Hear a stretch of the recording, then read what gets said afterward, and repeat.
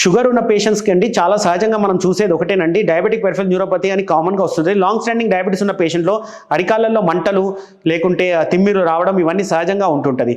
యూజువల్గా వీళ్ళు బ్లడ్ షుగర్స్ని సరిగ్గా కంట్రోల్ చేసుకోకపోవడం వల్ల సంవత్సరాలు గడుస్తున్న కొద్దీ ఈ బ్లడ్ షుగర్స్ ఎక్కువ హైలో ఉండి నరాల్ని డ్యామేజ్ చేయడం జరుగుతుంటుందండి.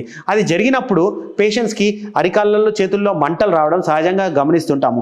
అలాగే తిమ్మిర్లు కూడా వస్తుంటాయండి. ఫస్ట్ మోస్ట్లీ మనం గమనించేది ఏంటంటే పాదాల్లో ఎక్కువగా వస్తుంటాయి. చాలామంది షుగర్ పేషెంట్స్కి పాదాల్లో రాత్రి పడుకునే సమయంలో సూదులు పొడిచినట్టుగా ఉండడము, మంటలు రావడము, తిమ్మిర్లు రావడం ఇవన్నీ సహజంగా గమనిస్తుంటాం. సో అలాంటి పేషెంట్స్ డయాబెటిక్ పెరిఫెరల్ న్యూరోపతి అని మనం లేబుల్ చేస్తాం.